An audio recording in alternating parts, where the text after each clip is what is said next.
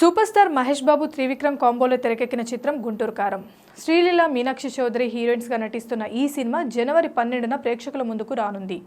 ఇప్పటికే ఈ చిత్రం నుంచి రిలీజ్ అయిన సాంగ్స్ ట్రైలర్ ప్రేక్షకులను విశేషంగా ఆకట్టుకున్నాయి.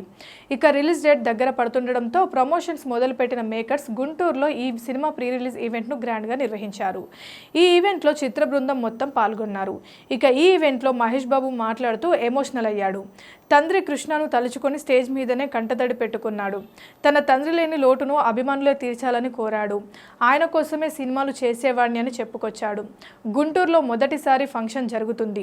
నాకు చాలా ఆనందంగా ఉంది. ఇదంతా త్రివిక్రమ్ వల్లనే జరిగింది. ఆయనే గుంటూరులో ఫంక్షన్ చేయాలని సూచించారు. అలా అనగానే మేము కూడా ఓకే అనేసాము. త్రివిక్రమ్ గారు అంటే నాకు చాలా ఇష్టం. నా ఫ్రెండ్స్ కన్నా ఎక్కువ మా ఫ్యామిలీ మెంబర్లా. ఆయన గురించి బయట నేను మాట్లాడను. ఒక కుటుంబ సభ్యుడి గురించి బయట ఏం మాట్లాడతాం? గత 2 ఏళ్లలో ఆయన నాకు ఇచ్చిన సపోర్ట్ స్ట్రెంత్ నేను ఎప్పుడు మర్చిపోలేను. ఆయనకు థ్యాంక్స్ చెప్పడం కూడా వింతగానే ఉంది నాకు. ఎందుకంటే మేమెప్పుడు ఇలా మాట్లాడుకోము. ఆయన సినిమాలు చేసినప్పుడల్లా నాలో ఒక మ్యాజిక్ జరుగుతుంది. అతడు సినిమాకు జరిగింది, కలేజాకు, ఇప్పుడు గుంటూరు కారంకి కూడా జరిగింది. మీరు ఒక కొత్త మహేష్ను చూస్తారు. దానికి కారణం త్రివిక్రమ్. వీరి ముందు కాకపోతే ఇంకెవరి ముందు చెప్పలేము. మా ప్రొడ్యూసర్ చిన్నబాబుకు నేను ఫేవరెట్ హీరో. ఒక నిర్మాత ముఖంలో ఆనందం వచ్చినప్పుడు ఆ ఫీలింగే వేరు. మీతో ఇంకా సినిమాలు చేయాలని ఉంది. ఇక లీల చాలా ఆనందంగా ఉంది. ఒక తెలుగు అమ్మాయి పెద్ద హీరోయిన్ అవ్వడం చాలా డెడికేటెడ్గా ఉంటుంది.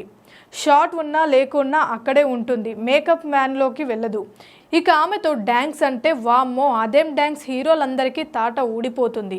కానీ ఆమెతో వర్క్ చేయడం చాలా బాగుంది. ఇక మీనాక్షి ఒక గెస్ట్ రోల్ చేసింది. ఆమెకు కూడా థ్యాంక్స్.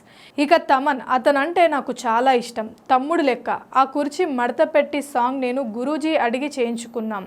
ఈ సాంగ్కు థియేటర్లు దద్దరిల్లిపోతాయి. ఇందాక నా 25 ఏళ్ళ ఏవి చూపించారు. ఇన్నేళ్ళు మీరు చూపించిన అభిమానం నేను ఎప్పుడూ మర్చిపోలేను.